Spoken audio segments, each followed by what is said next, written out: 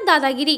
কানলা শাসপুর দেবনাথ পাড়া এলাকায় একটি জায়গাতেই পাঁচিল দেওয়াকে কেন্দ্র করে একটি ঝামেলা অশান্তির ঘটনায় এক মহিলা সহ তার পরিবারের লোকজনেদের মারধর করার অভিযোগ উঠল কানলা সহ তৃণমূল কংগ্রেসের সাধারণ সম্পাদক গোপাল তেওয়ারি ও তার দলবলের বিরুদ্ধে।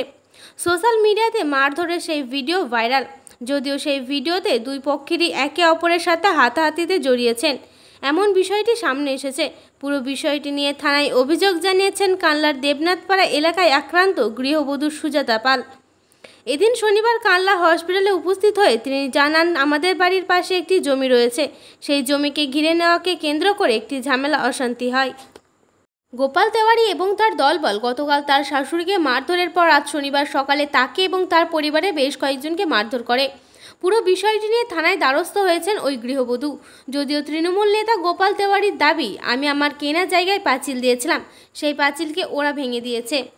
এমনকি আজ সকালে বলতে যাওয়ার কারণে উল্টে আমাকেই মারধর করেছে। পুরো বিষয়টি নিয়ে থানায় দ্বারস্থ হবেন বলে জানিয়েছেন গোপালবাবু।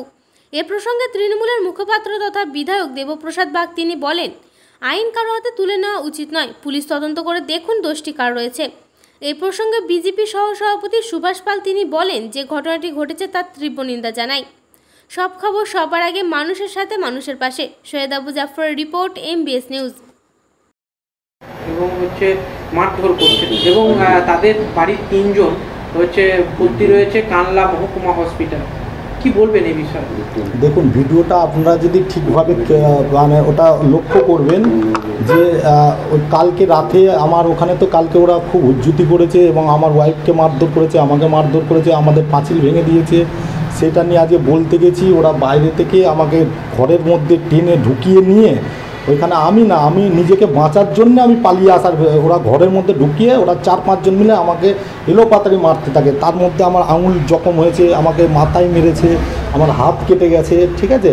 আমি ওই যে ওরা মেয়েরা এবং ছেলেরা মিলে আমাকে জোর জবরদস্তি ঘরের মধ্যে ঢুকিয়ে ওইখান থেকে আমি কারো গায়ে হাত দিইনি, আমি নিজেকে পালিয়ে আসার জন্যে, নিজেকে আত্মরক্ষার জন্য আমি বেরিয়ে আসার চেষ্টা করছিলাম।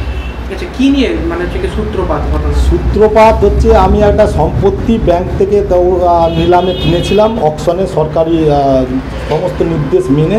সেই সম্পত্তিটা ব্যাংক আমাকে ওখানে পজিশন দিয়েছে, এর আগে আমি বেড়া করে দিয়েছিলাম, সেই বেড়াটা ভেঙে দিয়েছে।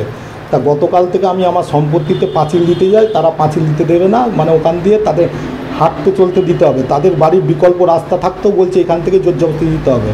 তো সেই দিয়ে কালকে তো আমাকে ভিত কাটতে দেবে না, যা পাড়ার লোকজন থেকে সেইগুলো সমাধান করে। তাতেও আমি বললাম যে যদি তোমার মনে হয় সম্পত্তি নিয়ে নাও, তা তুমি নিয়ে নাও, আমার যে প্রাপ্য টাকা তুমি দিয়ে দাও। তাতেও ওরা টাকা দেবে না, সম্পত্তিও আমাকে পাঁচিল দিতে দেবে না। যাও কালকে পাঁচিল দিয়ে চলে আসার পরে ওরা রাতেরবেলা পাঁচিলটা পুরো ভেঙে দিয়েছে।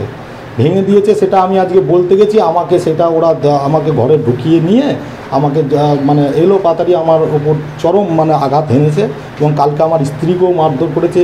আজকে আমার বাড়িতে এসে আমাকে মারধর করেছে। বাড়িতে এসে তারা অনেক কয়েকজন মিলে হুমকি আমকা আমাকে বাড়িতে দিয়ে গেছে। ওরাও কয়েকজন আহত হয়েছে, তাহলে ওদের লাগলো কি? ওদের আমি যেটুকুনি শুনেছি পাড়ার লোকজনও বলছে যে এটা গত 2-3 দিন ধরে স্বামী স্ত্রীর মতো, ওনার স্বামী নাকি খুব ড্রিঙ্কার এবং কয়েকদিন ধরে নাকি ওদের বাড়িতেও অশান্তি হচ্ছে, মারামারি হচ্ছে। এবার জানি না, কালকে গত রাতেও নাকি রাত্রি 2:30-3টের সময় তারা নাকি খুব ড্রিঙ্ক অবস্থায় বাড়িতে ঢুকেছে এবং তারা নিজেদের মধ্যেও কালকে অনেক অশান্তি হয়েছে বাড়িতে, পাড়ার লোকের মুখে আমি শুনলাম। সেই হিসাবে হয়তো তাদের মধ্যে কোনো কিছু লেগেছে, হয়তো সেই হিসাবে করছে, সেটাই হয়তো আমার উপরে চাপিয়ে দেওয়ার চেষ্টা করছে। আপনি কি থানায় অভিযোগ করছেন? নিশ্চয়ই, আমার যে ইনজুরি হয়েছে, আমাকে যে মেরেছে কালকে এবং আজকে আমার বাড়িতে এসে যে মেরেছে, আমি তার এগেনস্টে ইনজুরি রিপোর্ট তুলেছি, আমি থানায় কমপ্লেন করছি তাদের এগেনস্টে। আমার নাম গোপাল তেওয়ারি। আপনি কি তৃণমূলের কোনো পদে রয়েছেন? হ্যাঁ, আমি কানলা শহর তৃণমূল কংগ্রেসের সাধারণ সম্পাদক। বলছি দাদা, আমরা একটা খবর করেছিলাম কানলা পৌরসভা অতিরিক্ত ডোনেশন ফি হিসাবে পয়সা নিচ্ছে মিউটেশন বাবদ। সেখানে পুরমন্ত্রীর যে আনা বিল সেটাকেও মানা হচ্ছিল না। তো তারপর খবরের পর দেখা গেছে যে কানলা পৌরসভা ডোনেশন ফি নেওয়া বন্ধ করেছে। কি বলবেন এই বিষয়ে? না, যেখানে পুরমন্ত্রী চিঠি এসেছিল, চিঠি আসার সাথে সাথে যেটা বন্ধ হওয়া দরকার ছিল। যাই হোক, আপনাদের খবরের জেরে যদি কানলা পৌরসভার এই শুভবুদ্ধি যদি উদয় হয়ে থাকে তাহলে এটা ভালো দিক। আমি